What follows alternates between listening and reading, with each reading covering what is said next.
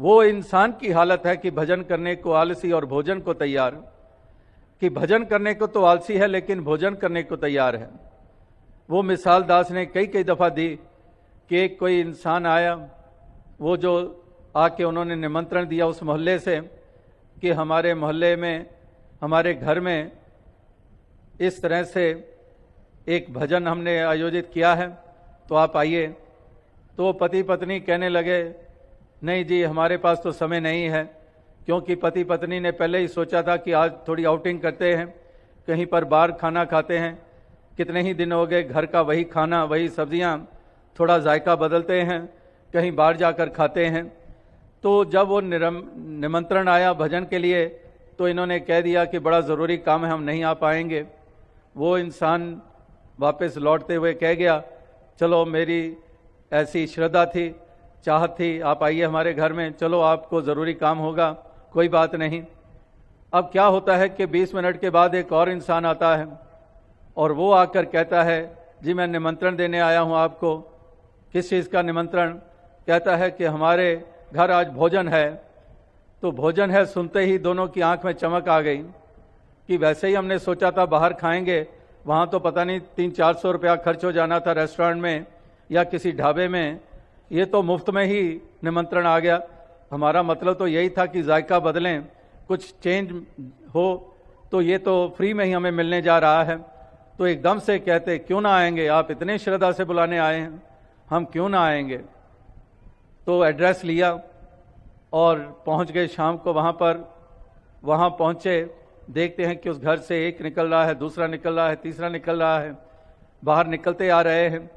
और उधर जो घर का मालिक बाहर निकला, जो निमंत्रण देने आया था, वो कहने लगा, हाँ भाई साहब आपको भोजन कैसे लगा।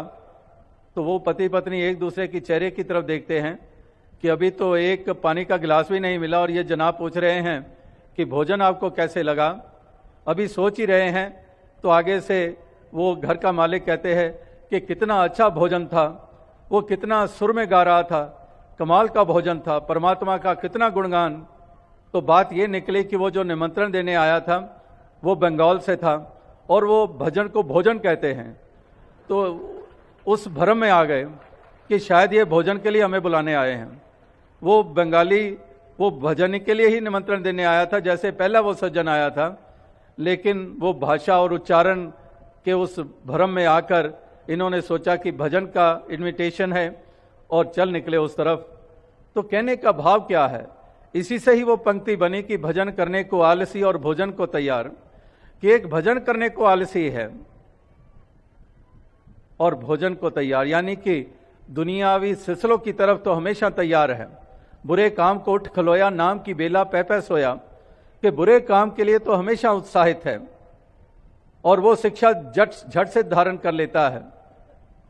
लेकिन वो कुछ सीखता और अपनाता है जो डूबने का कारण बनता है। और महापुरुष कह रहे हैं कि वो कदम उठा जिन कदमों को उठाने से तेरा म्यार ऊंचा हो जाएगा और तेरा लोक और परलोक सवर जाएगा। इत्थे मिलन वड्याइयां दरगे मोक्ष द्वार, ये तेरे हिस्से में आ जाएगा। तो इस प्रकार से ये महापुरुष संतजन भक्तजन ये संदेश, ये पैगाम ये देते चले जा रहे हैं, ताकि हम इस तरह से अपनी अवस्था को हम बनाते चले जाएं और जो बाकी सिलसिले हैं, ये दुनियावी सिलसिले जो हैं, इनको हम उतना ही दर्जा दें जिसको गुजरान माना गया है, इससे अधिक नहीं। तो महापुरुष संत जनों की वाणी वो यही पुकार कर कह रही है।